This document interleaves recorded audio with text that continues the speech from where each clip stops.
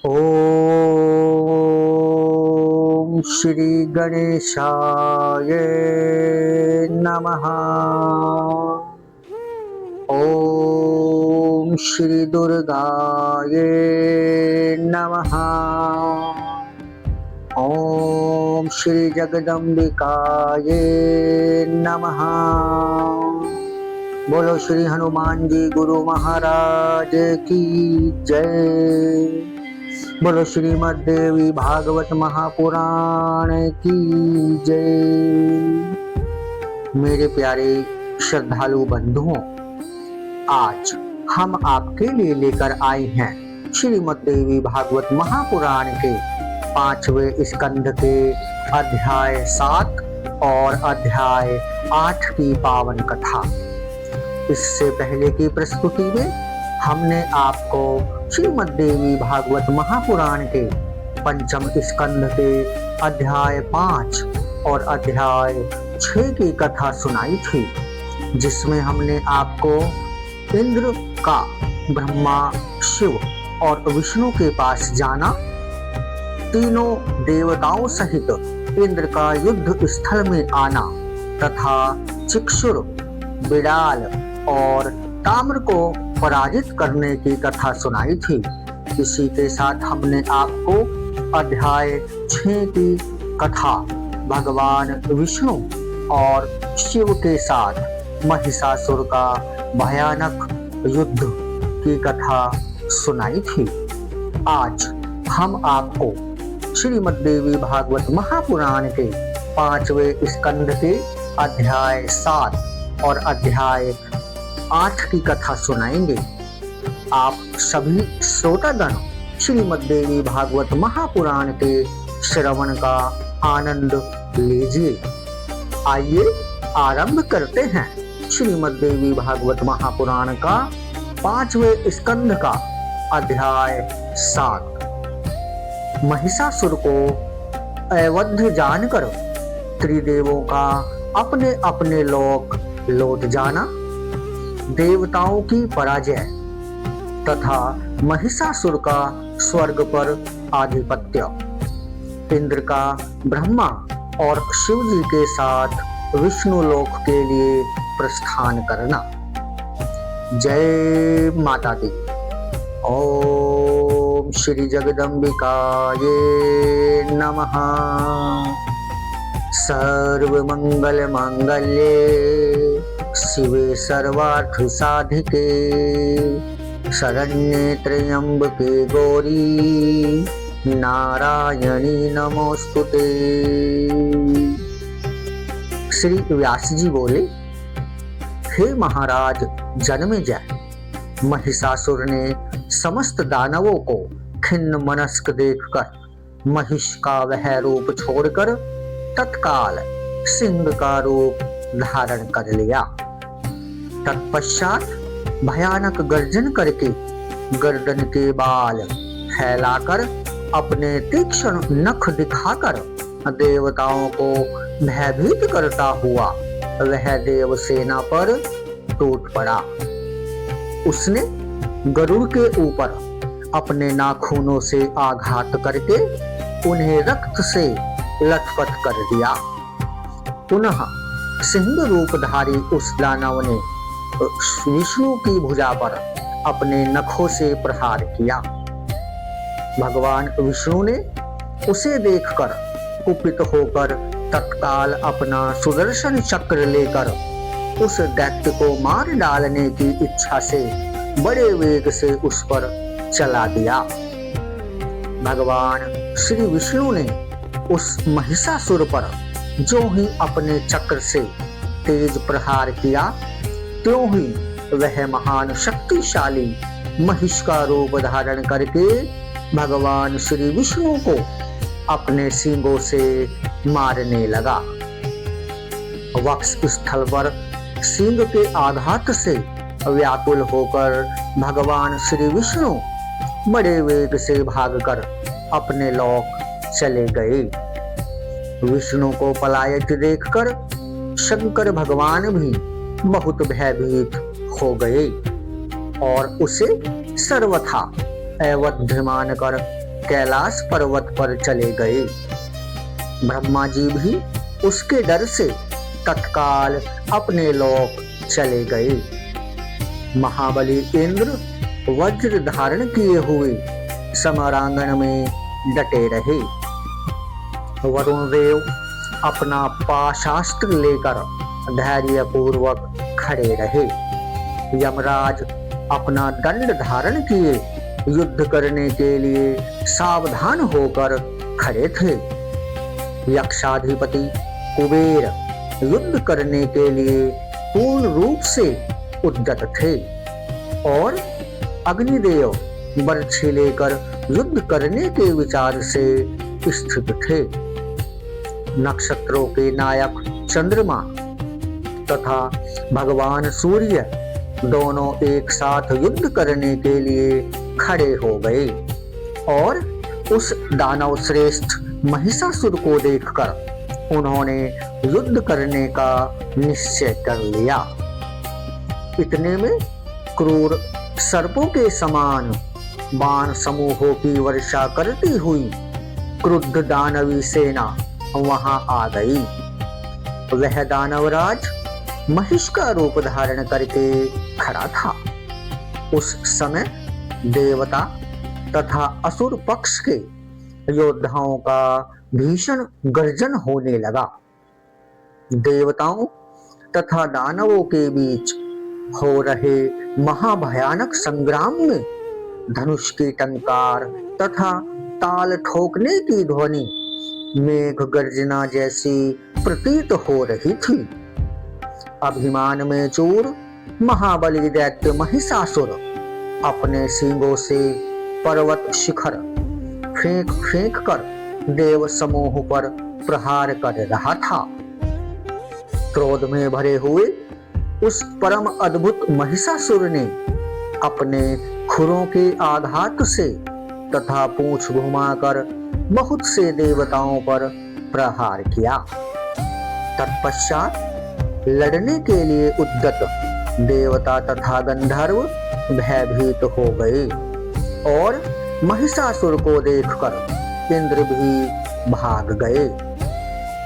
संग्राम छोड़कर सचिपति इंद्र के भाग जाने पर यमराज, धनाध्यक्ष कुबेर तथा वरुण देव ये सब भी भयभीत होकर भाग चले। महिषासुर भी अपनी जीत मानकर अपने घर चला गया। इंद्र के भाग जाने के बाद उनके द्वारा त्यक्त ऐरावत हाथी, सूर्य का उच्च श्रवा घोड़ा तथा दूध देने वाली कामधेनु गाय को उसने हस्तगत कर लिया। तत्पश्चात उसने शीघ्र ही सेना को साथ में लेकर स्वर्ग जाने का मन में निश्चय किया। इसके बाद शीघ्र ही देवलोक पहुंचकर महिषासुर ने भयाक्रांत देवताओं के द्वारा पहले से ही छोड़ दिए गए उनके राज्य पर आधिपत्य कर लिया।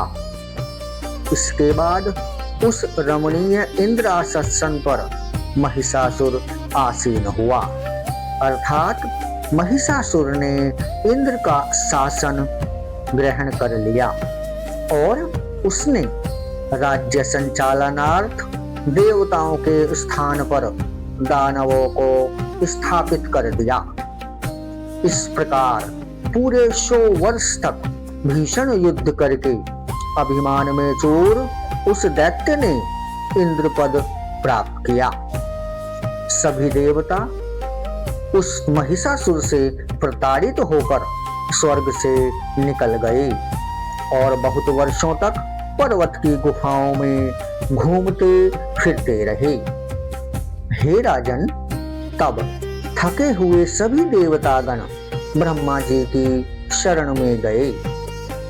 उस महिषासुर के भय से त्रस्त वे सभी देवता समस्त वेदांगों के पारगामी विद्वान, शांत स्वभाव वाले और स्वयं ब्रह्मा के मन से उत्पन्न मरीचि आदि प्रमुख मुनियों एवं सिद्धों किन्नरों, गंधर्वों, चारणों, उर्गों तथा पन्नगों द्वारा निरंतर सेवित रजोगुण से संपन्न 4 मुख वाले जगन्नाथ प्रजापति वेद गर्भ कमल के आसन पर विराजमान तथा समस्त संसार के गुरु देवाधिदेव ब्रह्मा जी की स्तुति करने लगे। देवता बोले, हे संपूर्ण दुख दूर करने वाले पद्म योनि ब्रह्मा जी, इस समय सभी देवता संग्राम में दानवेंद्र महिषासुर से पराजित होकर गिरी कंदराओं में कालक्षेप कर रहे हैं। स्थानच्युत हो जाने के कारण उन्हें महान कष्ट उठाना पड़ रहा है। हमारी ऐसी दशा देखकर भी क्या आपको दया नहीं आती? यह कैसी विचित्र बात है। क्या निर्लोभी पिता सैकड़ों अपराधों से युक्त अपने पुत्रों को त्याग कर उन्हें कष्ट में पड़े रहना देख सकता है? तब फिर दैत्यों द्वारा सताए गए असहाय देवताओं की, जो आपके चरण कमल की भक्ति में लगे रहते हैं, उपेक्षा आज आप क्यों कर रहे हैं? दुष्ट महिषासुर देवलोक का साम्राज्य भोग रहा है। ब्राह्मणों द्वारा यज्ञ में दी हुई पवित्र हवि को वह स्वयं ले लेता है। वह दुष्टात्मा असुर स्वर्ग के पारिजात पुष्पों को अपने उपभोग में लाता है तथा समुद्र की निधि स्वरूपा उस कामधेनु गाय का भी उपयोग कर रहा है। हे देवेश, हम लोग देवताओं की विषम स्थिति का वर्णन कहाँ तक करें? आप तो अपने ज्ञान से दैत्यों की सारी कुचेष्टा जानते हैं।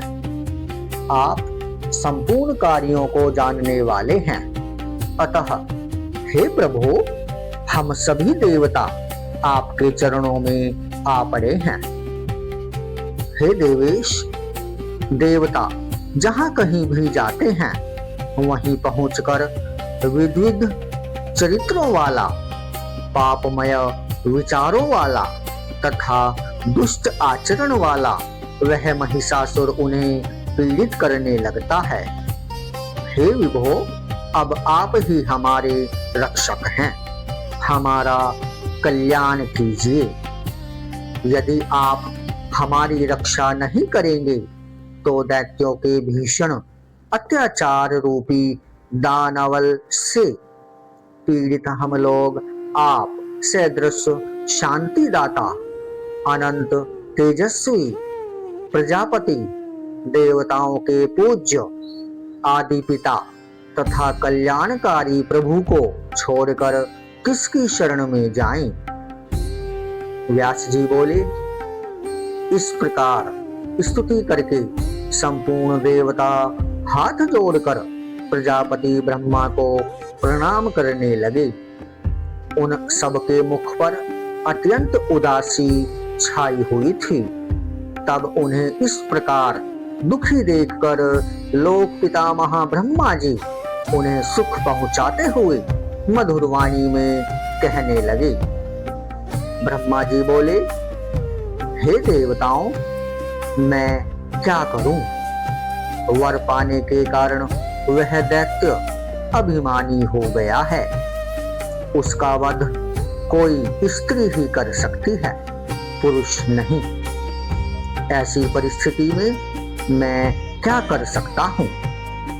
हे देवताओं, हम सब लोग पर्वत श्रेष्ठ कैलाश पर चलें।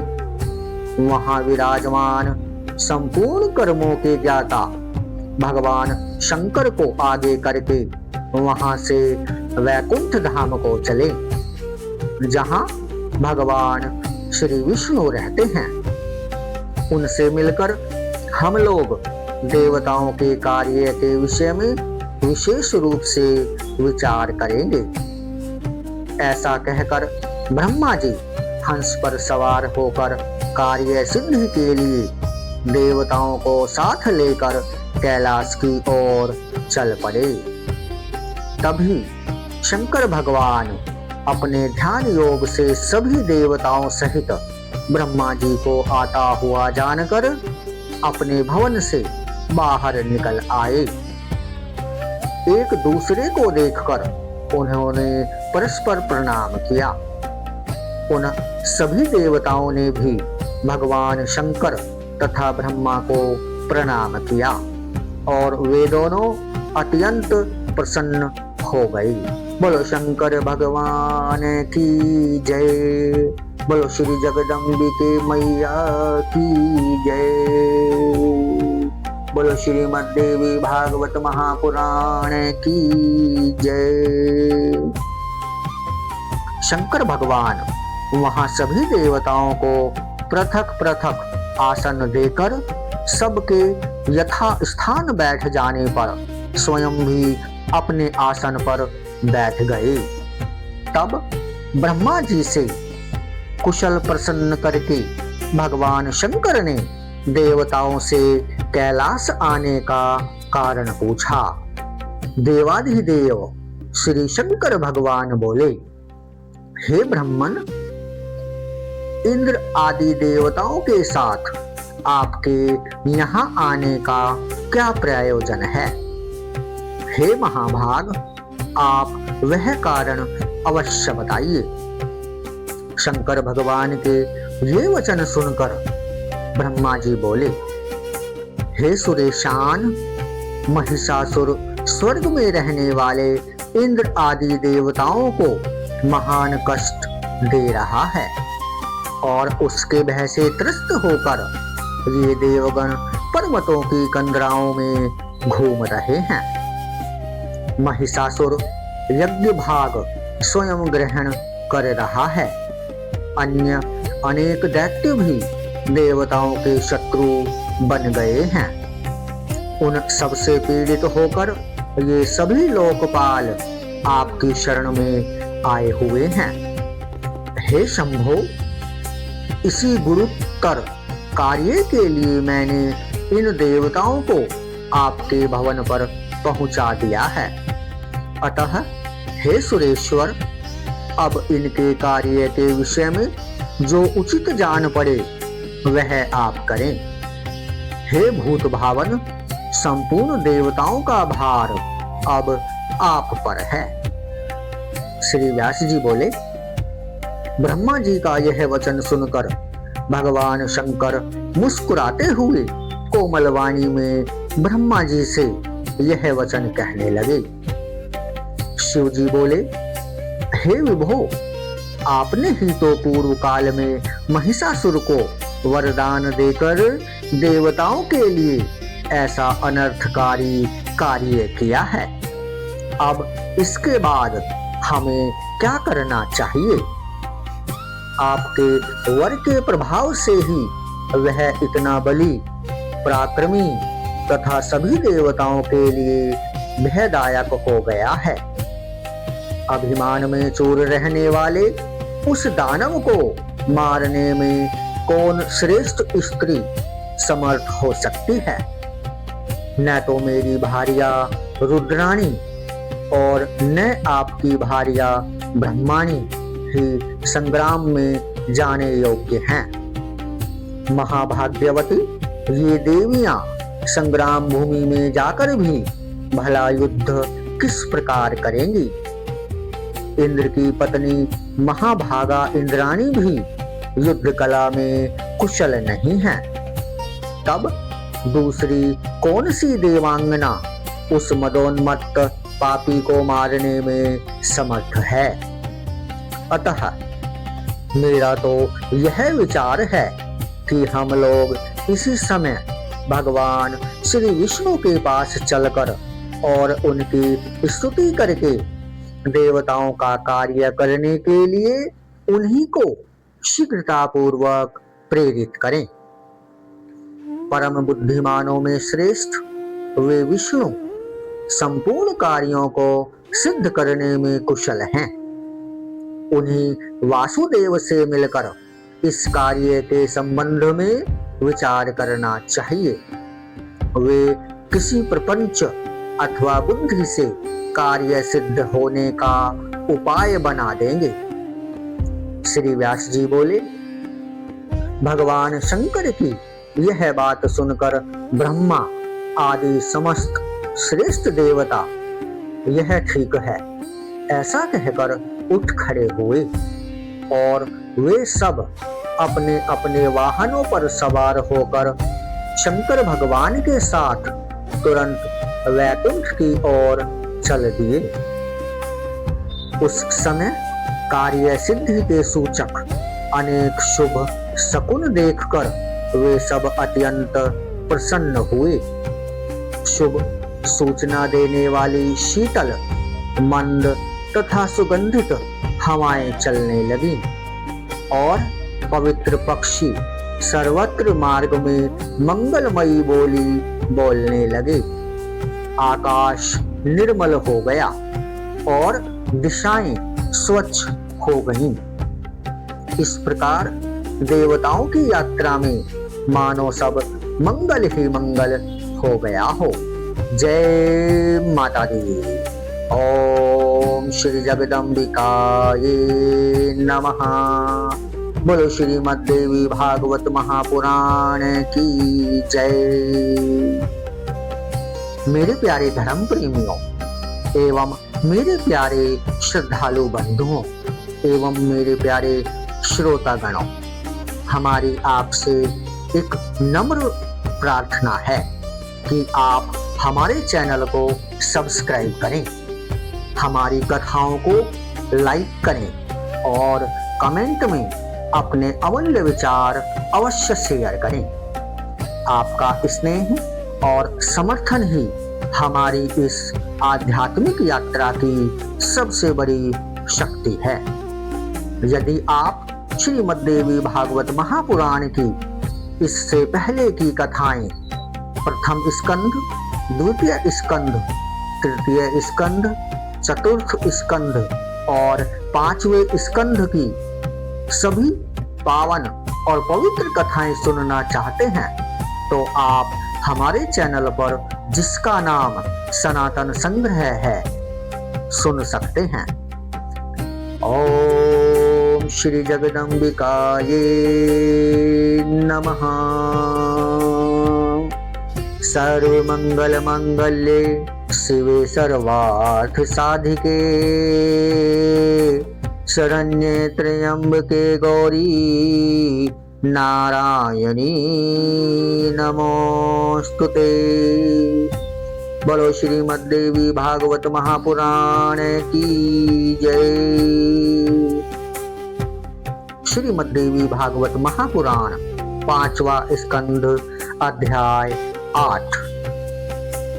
ब्रह्मा प्रभृति समस्त देवताओं के शरीर से तेज पुंज का निकलना और उस तेजो राशि से मां भगवती का पराकाष्ठ। मेरे प्यारे बंधुओं, आज हम यह जानेंगे कि मां भगवती, मां दुर्गा के मनोहर रूप का उत्पन्न होना किन किन देवताओं के अंश का रूप है। आइए इस रहस्य को जानते हैं कि मां भगवती का मनोहर रूप कौन कौन से देवताओं के अंश से उत्पन्न हुआ, अर्थात मां भगवती का प्राकट्य कौन कौन से देवताओं के अंश से उत्पन्न हुआ मां दुर्गा का मनोहर रूप।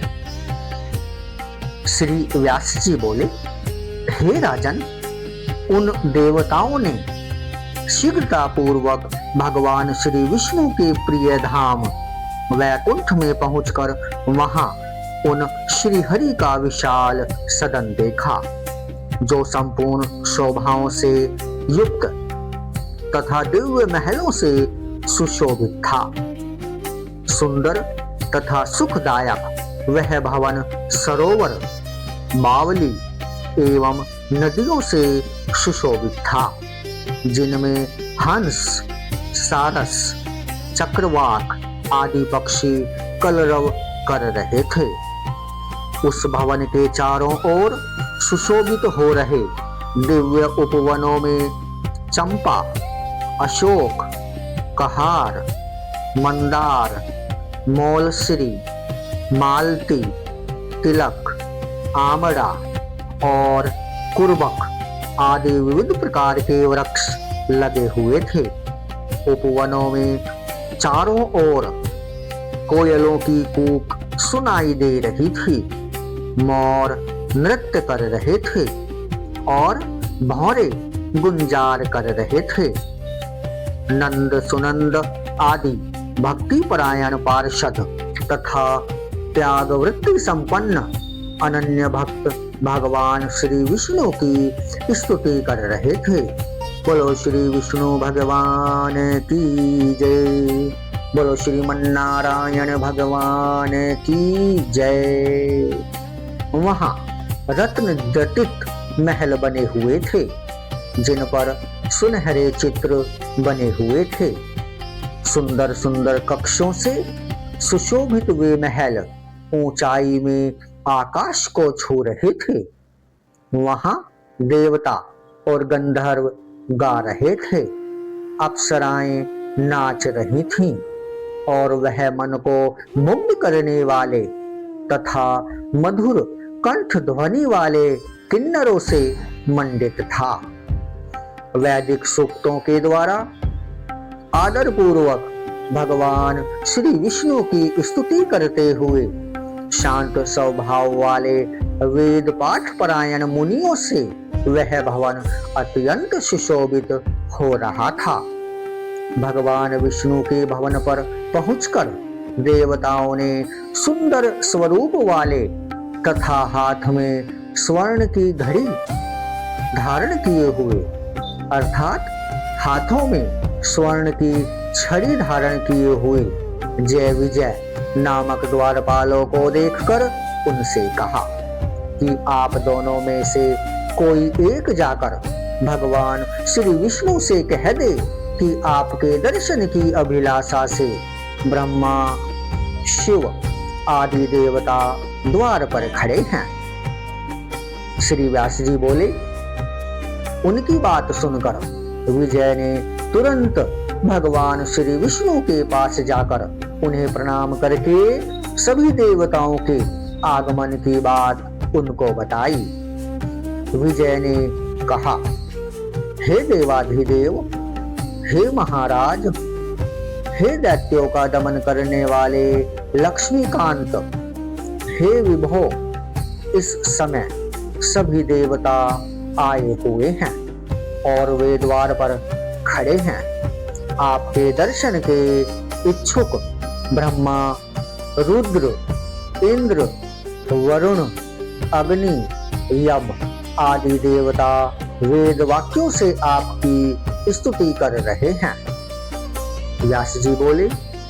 लक्ष्मीपति भगवान श्री विष्णु विजय की बात सुनकर देवों से मिलने हेतु अत्यधिक उत्साहित होकर शीघ्रता पूर्वक अपने भवन से बाहर निकल आए। वहां जाकर भगवान श्री विष्णु ने द्वार पर स्थित उन देवताओं को थकान से व्याकुल तथा दुखित देखकर अपनी प्रेम भरी दृष्टि से उन्हें आनंदित किया। उन सभी देवताओं ने दैत्यों का संहार करने वाले तथा वेदों के द्वारा सुनिश्चित किए गए तत्व स्वरूप देवाधिदेव भगवान श्री विष्णु को प्रणाम किया और मधुर वाणी में उनकी स्तुति की। बोलो श्री विष्णु भगवान की जय। देवता बोले, हे देवदेव, हे जगन्नाथ, हे सृष्टि पालन तथा संहार करने वाले, हे दया सिंधो, हे महाराज, हम शरणागतों की रक्षा कीजिए। देवताओं के ये वचन सुनकर श्री विष्णु भगवान बोले, हे देवताओं, आप सभी लोग आसनों पर बैठ जाइए और फिर अपना कुशल क्षेम बताइए। आप लोग एक साथ मिलकर यहाँ किस लिए आए हुए हैं? ब्रह्मा तथा शिव सहित आप सभी देवता चिंतामग्न, दुखित और उदास क्यों हो गए हैं? आप लोग अपना प्रयोजन शीघ्र बताएं। देवता बोले, हे महाराज, पाप कर्म में संलग्न अजेय महादुष्ट वरदान पाकर अभिमान में चूर तथा पापी महिषासुर ने हम लोग पीड़ित हैं। ब्राह्मणों द्वारा देवताओं को दिए गए यज्ञ भागों को वह स्वयं ग्रहण कर लेता है। हम सभी देवता उससे भयभीत होकर पर्वतों की कंदराओं में भटकते फिरते हैं। हे मधुसूदन, ब्रह्मा जी के वरदान से वह अजेय बन गया है। अतः इस कार्य को अत्यंत गुरुतर जानकर हम लोग आपकी शरण में आए हैं। दानवों की माया को जानने वाले तथा दानवों का वध करने वाले हे कृष्ण, आप ही देवताओं का उद्धार करने में समर्थ हैं। अतः उसके वध का कोई उपाय कीजिए। विधाता ने उसे वर दे दिया है कि तुम पुरुष मात्र से सदा अवध्य रहोगे। तब ऐसी कौन स्त्री होगी जो रण में उस शठ को मार सके? क्या भगवती पार्वती, लक्ष्मी, इंद्राणी अथवा सरस्वती भी इस अत्यंत दुष्ट तथा वरदान के कारण अत्यंत अभिमानी महिषासुर का वध करने में समर्थ होंगी? अतः हे भक्तवत्सल, हे भूधर, आप अपनी बुद्धि से भली भांति विचार करके उसके मरण का जो भी उपाय हो उसके द्वारा हम लोगों का यह कार्य संपन्न कर दीजिए। श्री व्यास जी बोले, यह बात सुनकर भगवान श्री विष्णु मुस्कुराते हुए उनसे कहने लगे, पहले भी हम लोगों ने महिषासुर से युद्ध किया था, किंतु वह नहीं मारा जा सका। अब एक ही उपाय है कि यदि सभी देवताओं के तेज से कोई श्रेष्ठ रूपवती सुंदरी उत्पन्न की जाए तो वही समरांगण में उसे अपने पराक्रम से मार सकती है। हम सब की शक्ति के अंशों से निर्मित कोई वीर नारी ही सैकड़ों प्रकार की माया रचने में निपुण और वर प्राप्ति के कारण अभिमान में चोर उस महिषासुर का वध करने में समर्थ होगी। अब आप सभी देवतागण तेजांशों से प्रार्थना करें, साथ ही हमारी स्त्रियां भी प्रार्थना करें, जिससे कि उन आविर्भूत तेजांशों के द्वारा एक तेजो राशि उत्पन्न हो जाए।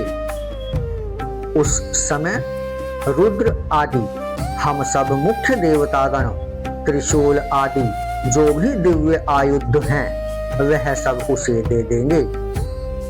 तत्पश्चात सभी प्रकार के आयुध धारण करने वाली तथा संपूर्ण तेज से संपन्न वह देवी उस दुराचारी, पापी तथा मदोन्मत्त दानव को मार डालेगी। श्री व्यास जी बोले, भगवान विष्णु के ऐसा कहते ही ब्रह्मा जी के मुख से अपने आप एक अत्यंत असहस तेज पुंज निकल पड़ा। वह तेज लाल रंग का था, उसकी आकृति सुंदर थी, वह पद्मराग मणि के समान प्रभाव वाला था। उसमें कुछ शीतलता एवं उष्णता भी थी और वह अनेक किरणों से सुशोभित था।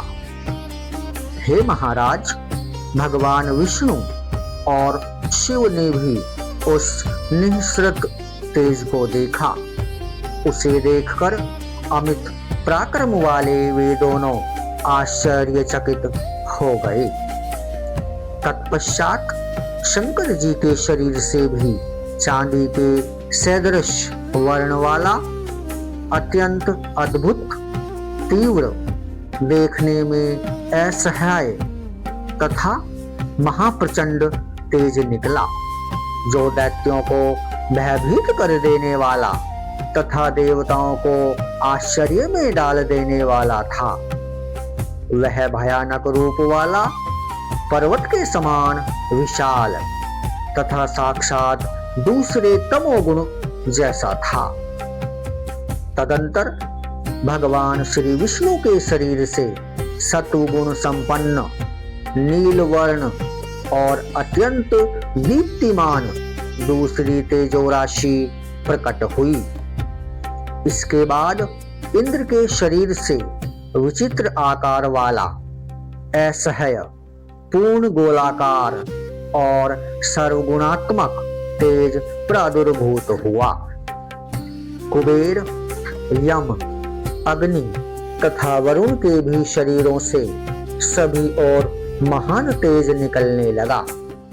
इसी प्रकार अन्य देवताओं के शरीरों से भी अतिशय प्रदीप्त तेज निकला। वह महान तेजो राशि अत्यंत दीप्तिमान थी। दूसरे हिमालय पर्वत के सदृश उस महादिव्य तेजो राशि को देखकर विष्णु आदि सभी प्रधान देवता आश्चर्यचकित हो गए।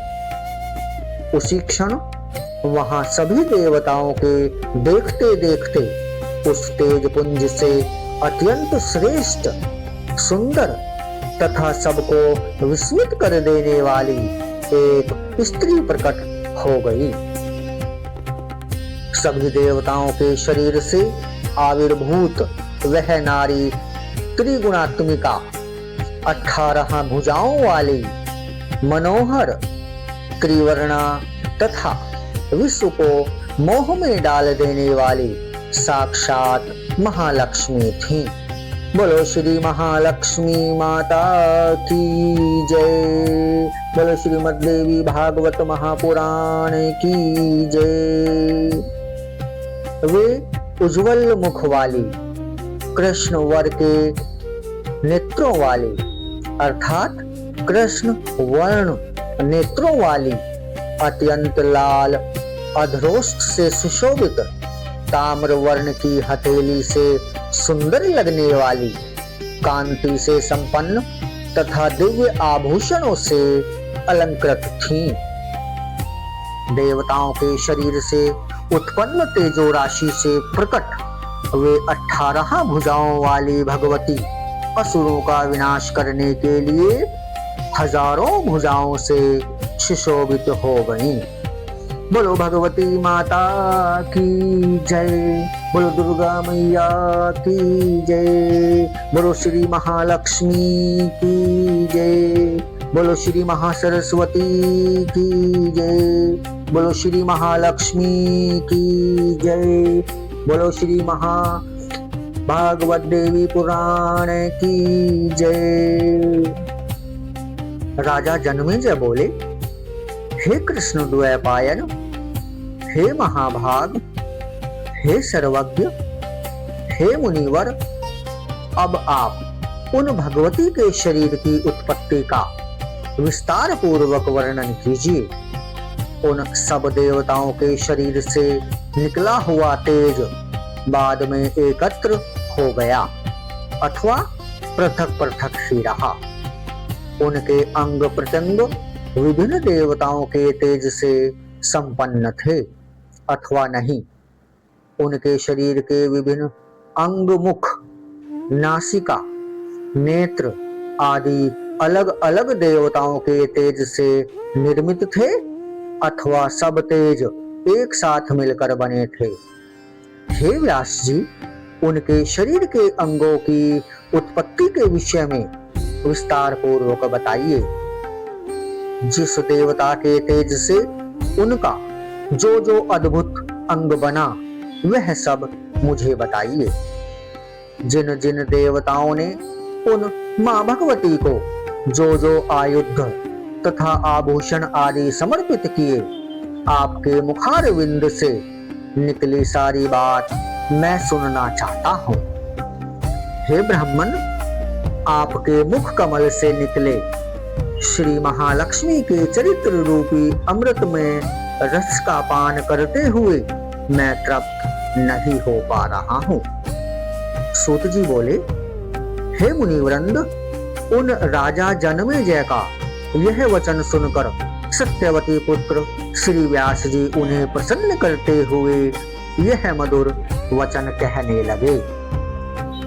श्री व्यास जी बोले, हे राजन, हे महाभाग, हे कुरुश्रेष्ठ, सुनिए, मैं अपनी बुद्धि के अनुसार उनके शरीर की उत्पत्ति के विषय में विस्तार पूर्वक आपसे कहता हूँ। ध्यान से सुनिए। स्वयं ब्रह्मा, विष्णु, महेश और इंद्र भी माँ भगवती के यथार्थ रूप को बता पाने में कभी भी समर्थ नहीं है। तब देवी का जो रूप है, जैसा है और जिस उद्देश्य से बना है, उसे मैं कैसे जान सकता हूँ। बस मेरी वाणी इतना ही कह सकती है कि वे माँ भगवती प्रकट हुई। वे देवी नित्य स्वरूपा हैं और सदा ही सर्वत्र विराजमान रहती हैं। वे एक होती हुई भी गुरुतर कार्य करने पर, अर्थात गुरुतर कार्य पड़ने पर देवताओं का कार्य सिद्ध करने के लिए नाना प्रकार के रूप धारण कर लेती हैं। जिस प्रकार नाटक का कोई नट एक होता हुआ भी रंगमंच पर जाकर लोगों के मनोरंजन हेतु अनेक रूप धारण कर लेता है, उसी प्रकार रूप रहित तथा निर्गुणा होती हुई भी ये माँ भगवती देवताओं का कार्य संपन्न करने के लिए अपनी लीला से अनेक सगुण रूप धारण कर लिया करती हैं और किए जाने वाले कर्म के अनुसार धात्वर्थ गुण संयुक्त उनके अनेक गुण नाम पड़ जाते हैं। हे राजन, देवताओं के तेज समूह से उन माँ भगवती का मनोहर रूप जिस प्रकार उत्पन्न हुआ, उसे मैं अपनी बुद्धि के अनुसार बता रहा हूँ। आप ध्यान से सुनिए। भगवान शंकर का जो तेज था, उससे उन माँ भगवती का गौरवर्ण, सुंदर आकार वाला तथा अत्यंत विशाल मुख कमल निर्मित हुआ। यमराज के तेज से उनके कोमल घुंघराले बहुत लंबे मेघ के समान कृष्ण वर्ण वाले और मनोहर केश बने। अग्नि के तेज से उन भगवती के तीनों नेत्र बने। तीन प्रकार के वर्णों से सुशोभित वे नेत्र काले, लाल तथा श्वेत थे। उनकी भौहें दोनों संध्याओं के तेज से बनी। वे तेगी, चिकनी, काले रंग की, अत्यंत तेजोमय तथा कामदेव के धनुष की भांति प्रतीत हो रही थीं। उनके दोनों उत्तम कान वायु के तेज से बने, जो ना बहुत बड़े तथा ना बहुत छोटे थे। वे कामदेव के झूले के सदृश प्रतीत हो रहे थे। तिल के फूल के समान आकृति वाली अत्यंत मनोहर और स्निग्ध नाक कुबेर के तेज से उत्पन्न हुई। हे राजन, उन देवी के नुकीले, चिकने, चमकीले कुंड के अग्रभाग के सदृश तथा समान दांत प्रजापति के तेज से उत्पन्न हुए। उनका रक्तवर्ण अधरोष्ट अरुण के तेज से उत्पन्न हुआ तथा ऊपर का अत्यंत मनोहर उत्करोष्ठ अर्थात ऊपर का होंठ कार्तिकेय के तेज से उत्पन्न हुआ। उन देवी की 18 भुजाएं विष्णु के तेज से प्रकट हुईं तथा उनकी रक्त वर्ण की अंगुलियां वसुओं के तेज से उत्पन्न हुईं। उनके दोनों उत्तम स्तन चंद्रमा के तेज से आविर्भूत हुए तथा 3 रेखाओं से युक्त उनका मध्य भाग इंद्र के तेज से उत्पन्न हुआ।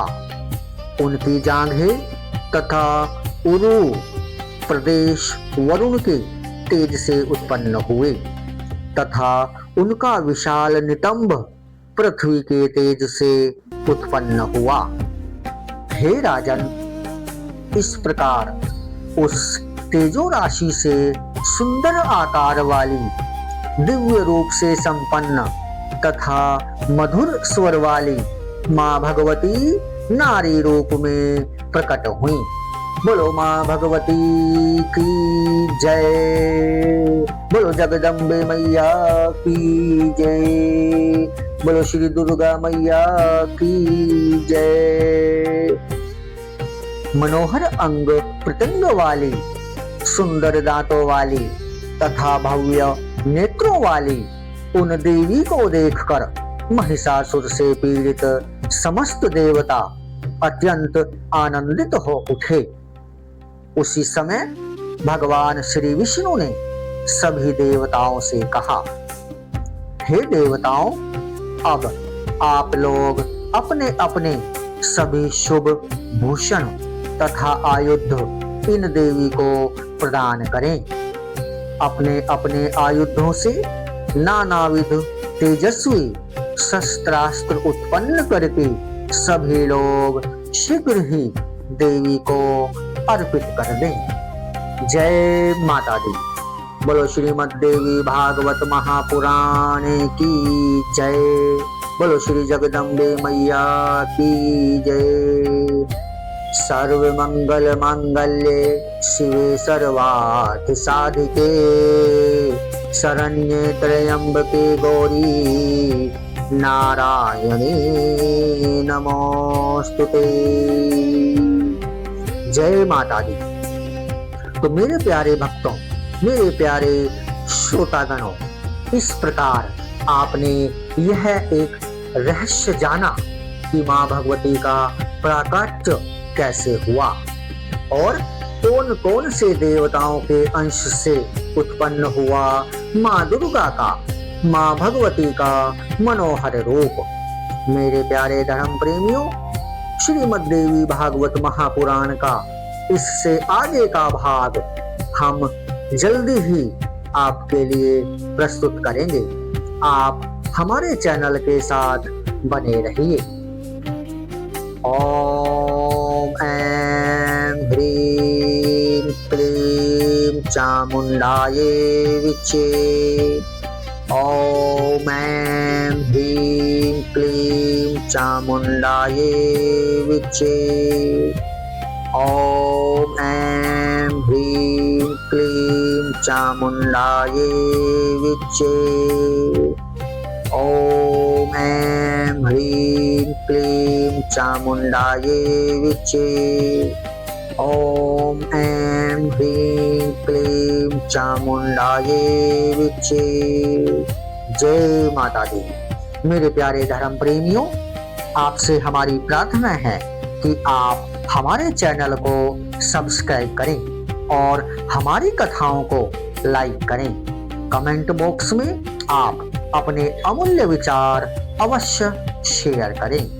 मेरे प्यारे श्रोतागणों, मेरे प्यारे भाइयों और बहनों, यदि आप श्रीमद् देवी भागवत महापुराण की इससे पहले की पावन और पवित्र कथाएं सुनना चाहते हैं तो आप हमारे चैनल पर सुन सकते हैं। हमारे चैनल पर इससे पहले की सभी कथाएं आपके लिए उपलब्ध हैं। तब तक के लिए जय माता दी।